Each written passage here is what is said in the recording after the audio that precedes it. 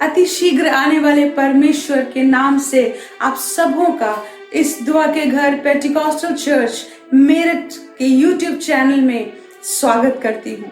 वो परमेश्वर महान है प्रियो, हालेलुया। एक वचन में आपका ध्यान ले जाना चाहूंगी, भजन संहिता 90 और उसका 14 वचन, जहां पर ऐसा लिखा हुआ है, भोर को हमें अपनी करुणा से तृप्त कर कि हम जीवन भर तेरा जय जयकार और आनंद करते रहें।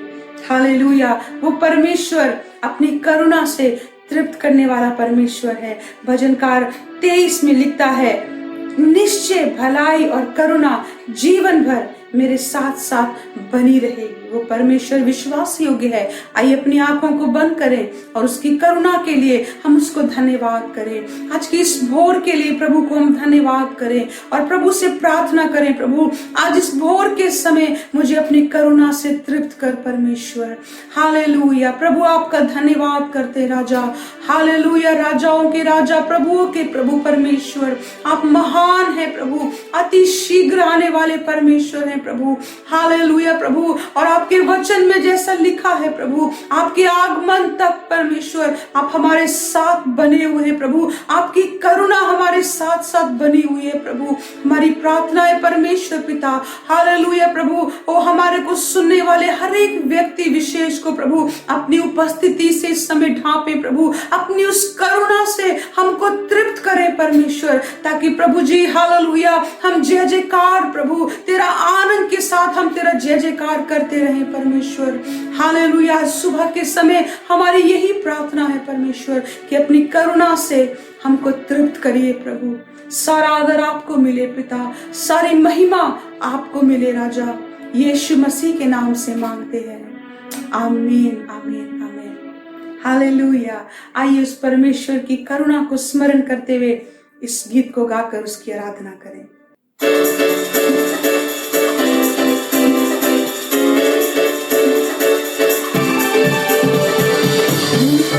हम उठाते हैं यीशु तेरा नाम, प्रभु तेरा नाम ऊंचा, हम उठाते हैं यीशु तेरा नाम, प्रभु तेरा नाम।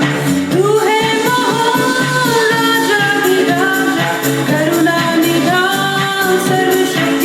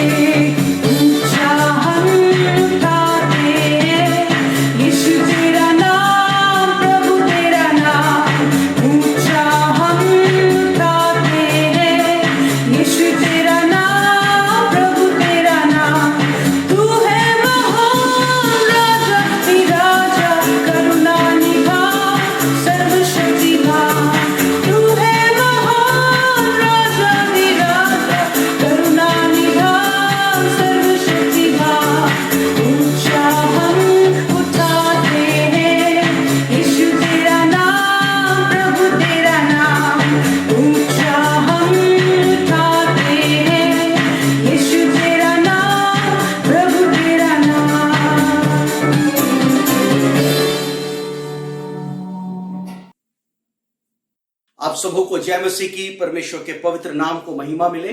मैं विश्वास करता हूं कि आप लोग सब स्वस्थ हैं, सुरक्षित हैं और प्रभु में आनंदित हैं। आइए आज के मनन के लिए हम लोग निकालेंगे इफिसियों की पत्री, उसका 2 अध्याय, पद 19। इसलिए तुम अब विदेशी और मुसाफिर नहीं रहे, परंतु पवित्र लोगों के संगी, स्वदेशी और परमेश्वर के घराने के हो गए।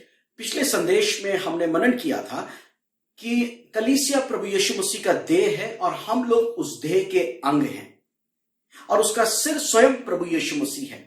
आज हम मनन करेंगे कि कलीसिया परमेश्वर का घराना है। It is a family of God. पद 19 में पौलुस कहता है कि तुम विदेशी और मुसाफिर हो, परंतु अब परमेश्वर के घराने के हो गए हो। यानी कि हम पहले परमेश्वर के घराने के नहीं थे, हम किसी और घराने के थे और कुछ हुआ जिसके वजह से अब हम परमेश्वर के घराने के हो गए। हम कौन थे? इफिसियों की पत्री उसका 2 अध्याय, उसके पहले पद में लिखा है कि हम अपने अपराधों और पापों के कारण मरे हुए थे। We were dead in sin। इसका अर्थ यह है कि कुछ भी कहा जा रहा है, कुछ भी सिखाया जा रहा है, कुछ भी बताया जा रहा है, उसका मुझे कोई असर नहीं हो रहा, क्योंकि मैं अपने पाप में मरा हुआ था। उतना ही नहीं, उसके 2 पद में लिखा है कि हम इस संसार की रीति पर चलते थे, आकाश के अधिकार के हाकिम, अर्थात उस आत्मा के अनुसार जो आज भी आज्ञा न मानने वालों के जीवन में काम करता है। अर्थात शैतान हमारे ऊपर प्रभुता करता था और शैतान के नियंत्रण में हम अपने जीवन को चलाते थे। उतना ही नहीं, पद 3 में देखिए, वहां पर लिखा शरीर और मन की मनसाएं हम पूरी करते थे। शरीर की अभिलाषाओं के अनुसार हम अपने जीवन को बिताते थे। We were controlled by our lust.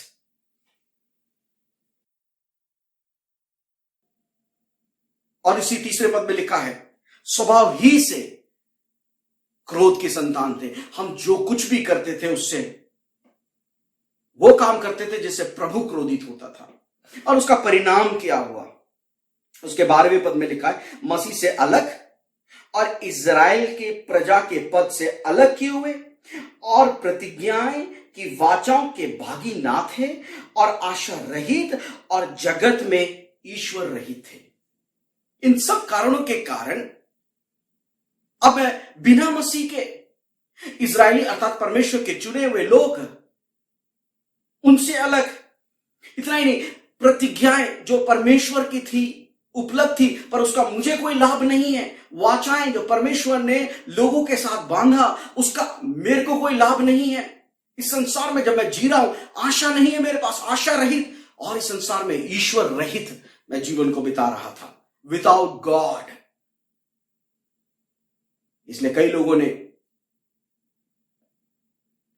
सृष्टिकर्ता को छोड़कर सृष्टि की आराधना करना शुरू करा। ऐसा रोमियो 1 और उसके 25वें पद में लिखा है।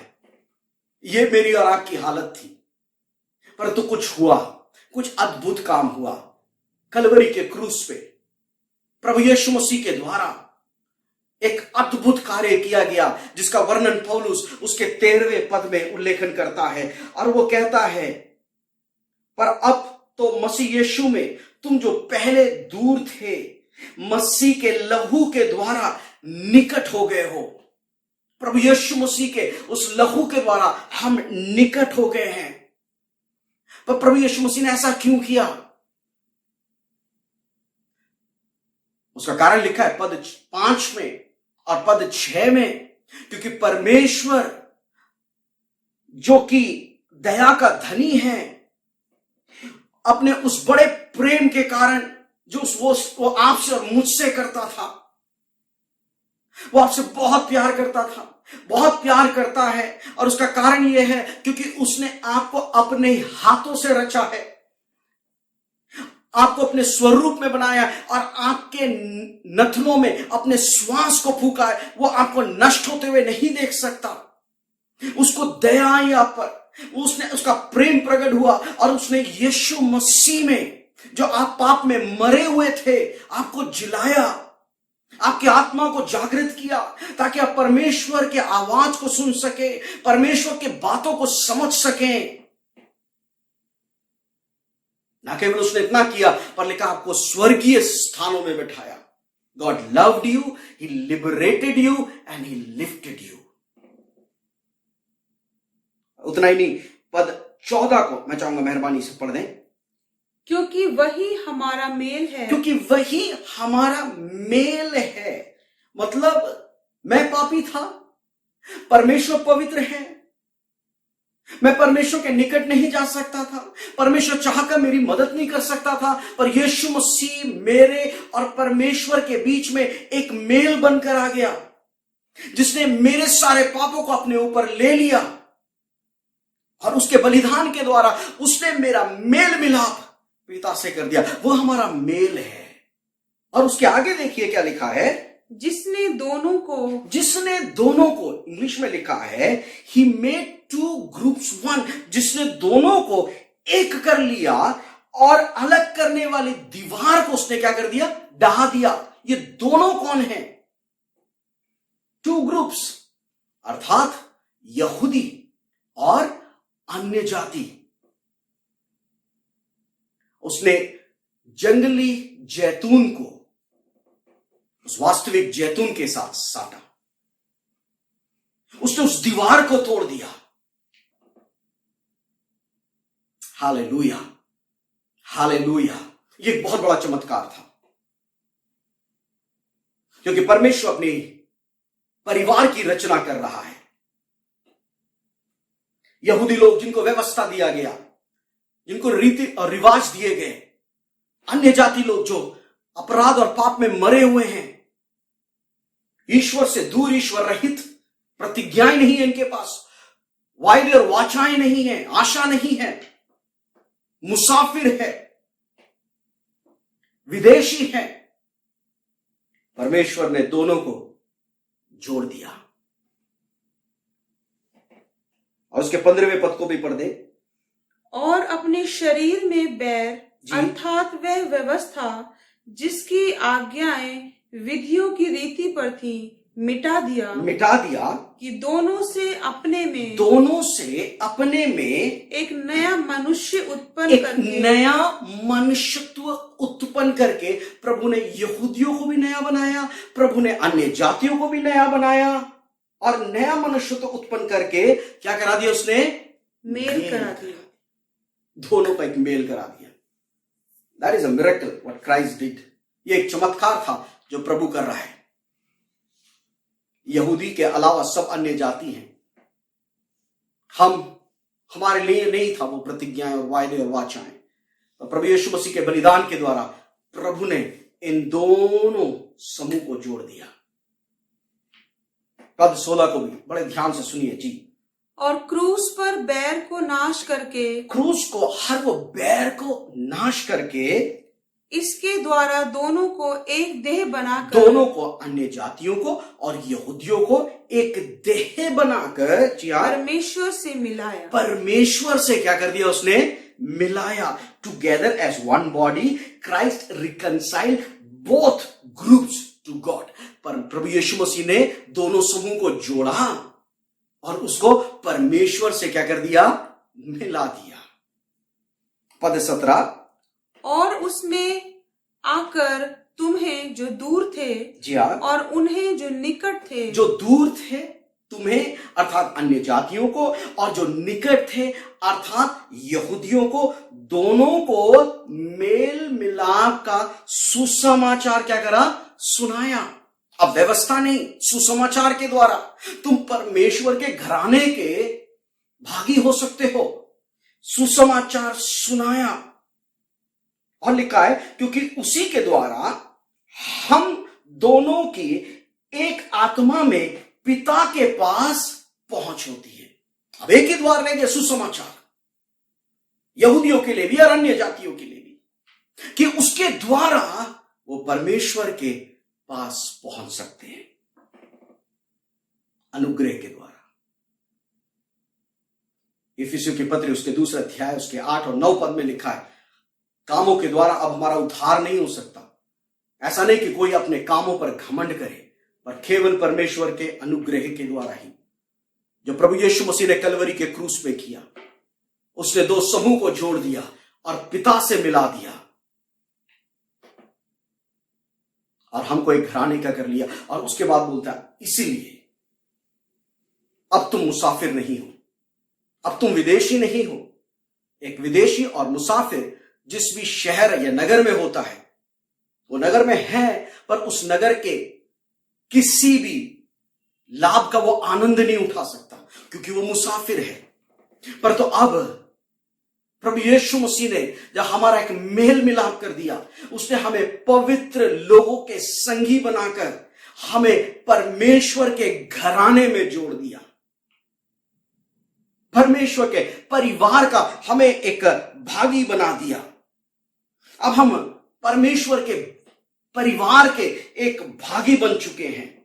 पहला पत्रस उसके 2 अध्याय और उसके 9वें पद में लिखा है, हम चुना हुआ वंश हैं, राज्य पथधारी याजकों का समाज और पवित्र लोग और परमेश्वर के निज प्रजा हैं। प्रभु यीशु मसीह के इस अद्भुत कार्य के लिए हम परमेश्वर को धन्यवाद देते हैं। ये मसीह का परिवार, परमेश्वर का परिवार क्या है? प्रेरितों के काम उसके 2 अध्याय और उसके 47वें पद को जब हम पढ़ते हैं तो वहां पर लिखा है, हम परमेश्वर की स्तुति करते हैं और सब लोग उनसे प्रसन्न थे और जो उद्धार पाते थे, अर्थात सुसमाचार, मेल मिलाप के सुसमाचार को सुनते थे, उन्हें प्रभु प्रतिदिन उनमें अर्थात कलीसिया में जोड़ता चला जाता था, जो कि प्रभु का परिवार है, परमेश्वर का परिवार है। इसका अर्थ क्या है? अब परमेश्वर आपको और मुझको एक नई पहचान दे रहा है कि मैं पहले अपराध में मरा हुआ था, मैं परमेश्वर का बैरी था मन से, शैतान की प्रभुता मेरे जीवन के ऊपर थी, क्रोध का संतान था, पर अब मैं क्या हूं? अब मैं परमेश्वर के घराने का हूं। हालेलुया! हम परमेश्वर की संतान हैं, उसने हमारी पहचान को बदल दिया है। मैं चाहूंगा पढ़ेंगे हम लोग रोमियो की पत्री उसका 8 अध्याय और उसका 15वां पद। क्योंकि तुमको दासत्व की आत्मा नहीं मिली कि फिर भयभीत हो, परंतु लेपालकपन की आत्मा मिली है, जिससे हम हे अब्बा, हे पिता कहकर पुकारते हैं। हमें दासत्व की आत्मा नहीं मिली, परमेश्वर ने हमें दासत्व की आत्मा से बाहर निकाला है। वो हमारी पुरानी पहचान थी, इसलिए हमें भयभीत होने की जरूरत नहीं है, हमें डरने की आवश्यकता नहीं है। पर तो परमेश्वर का वचन कहता है हमें लेपालकपन का आत्मा दिया गया है, जिसके द्वारा हम परमेश्वर को अब्बा पिता करके संबोधित करते हैं। ये कितना बड़ा सौभाग्य मिल रहा है परमेश्वर के घराने में आने के पश्चात। अब्बा एक अरामिक वर्ड है। प्रभु यीशु मसीह जब इस संसार में थे तो इसी शब्द में, अरामिक में वो बातचीत किया करते थे, और जब वो परमेश्वर को पुकारते थे पिता, तो अब्बा करके संबोधित करते थे। और वही सौभाग्य मुझको और आपको मिला है जब मैं इस घराने में आ जाता हूं कि मैं भी उस परमेश्वर को उसी शब्द से पुकार सकूं, अब्बा। न केवल उसने आपको एक नई पहचान दिया है, उसने आपको एक नया रिश्ता दिया है, एक नया रिश्ता। और पद 14 को पढ़ेंगे, इसलिए कि जितने लोग परमेश्वर के आत्मा के चलाए चलते हैं, जितने लोग परमेश्वर के आत्मा के चलाए चलते हैं, वे ही परमेश्वर के पुत्र हैं। दूसरे शब्दों में, जो परमेश्वर के पुत्र हैं, अब वो परमेश्वर के आत्मा के द्वारा चलाए चलते हैं,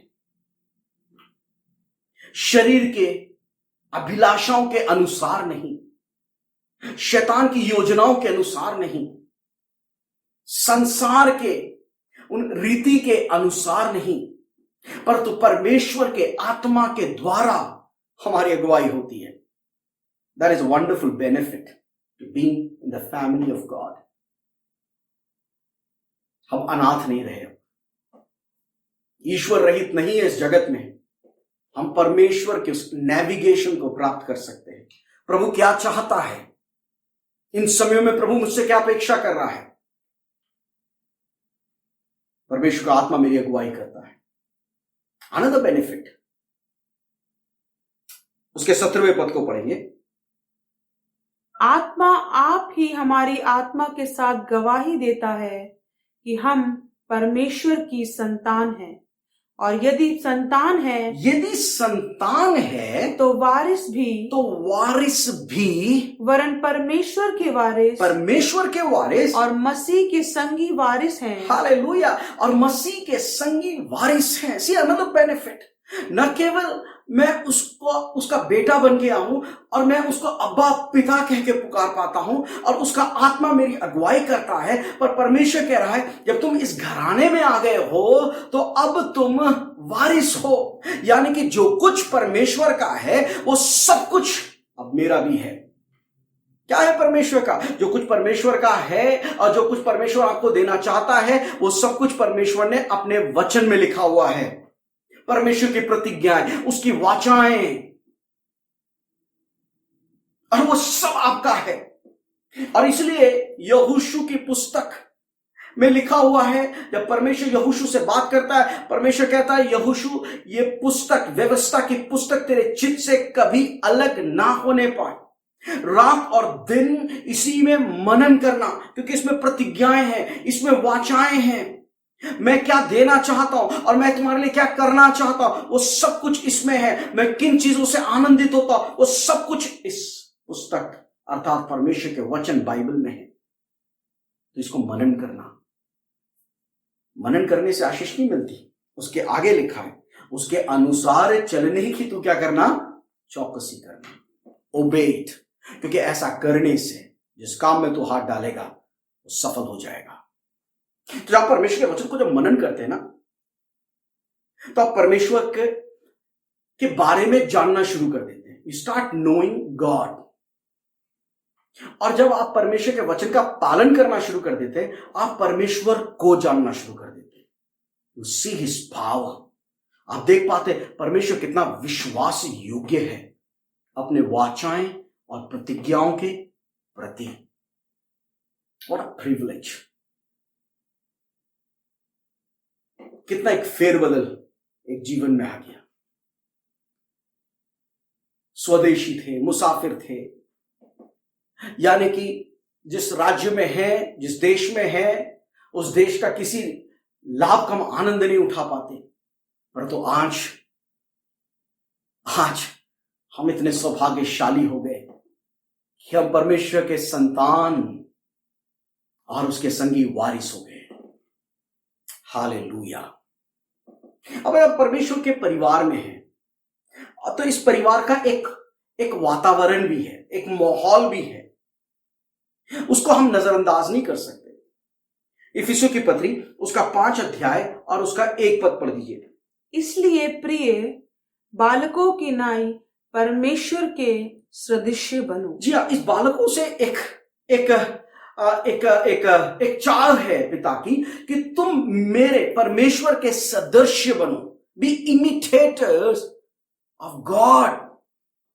मैं किस क्षेत्र में परमेश्वर का सदृश बन सकता हूं? उसके पद 2 में लिखा है और प्रेम में चलो जैसे मसीह ने भी तुमसे प्रेम किया। हम योग्य नहीं थे इस घराने में आने के, हम योग्य नहीं थे उसको अब्बा पिता कहने के, हम योग्य नहीं थे उसके आत्मा के द्वारा चलाए चले, हम योग्य नहीं थे कि हम वारिस बन जाएं। परमेश्वर के महान प्रेम ने हमें यह सौभाग्य दिया है। अब प्रभु कहता अब तुम्हें भी प्रेम में चलना चाहिए। क्यों? और यह प्रेम हमें कहां दिखाना चाहिए? मसीह के घराने में दिखाना चाहिए, हमारे संगी विश्वासियों के साथ हमें दिखाना चाहिए। जो मेरा पिता है वो सबका पिता है, जिसने मेरे को अपने लहू से धोया, शुद्ध किया और पिता के साथ मेल कराया। उसने सबको लहू से धोया और सबको पिता के साथ मेल कराया। जो आत्मा मेरे जीवन में कार्य करता है वो आत्मा मेरे संगी विश्वासियों के जीवन में भी कार्य करता है। जो प्रभु में मेरे भाई और बहन हैं, इसलिए गलातियों की पत्री उसके 3 अध्याय और उसके 28वें पद में लिखा है अब कोई यहूदी नहीं रहा, यूनानी नहीं रहा, कोई दास नहीं है, कोई स्वतंत्र नहीं है, कोई नर नहीं, कोई नारी नहीं, पर तो हम सब मसीह में एक है। और हमें यहां पर परमेश्वर के प्रेम का प्रकटीकरण दिखाना चाहिए। We should demonstrate God's love here. इफिसियों की पत्री उसका 4 अध्याय और उसके 1 पद में लिखा है, ये बुलाहट है हमारे जीवन की। और उसके बाद बोलता है, इसलिए सारी दीनता और नम्रता सहित धीरज धरकर प्रेम से एक दूसरे को सह लो। Have that unity in the family of God, क्योंकि तुम परमेश्वर के परिवार के एक अंग बन चुके हो। You are in the family of God. प्रेम बहुत ही महत्वपूर्ण है, बहुत महत्वपूर्ण है। और अगर उस प्रेम जो पवित्र आत्मा के द्वारा हमारे अंदर उंडेला गया, उस प्रेम को अगर हम प्रकट करना शुरू करें तो कई चीजों के ऊपर हम जय पा लेंगे। पौलुस बहुत खूबसूरत तरीके से समझाता है प्रेम क्या है।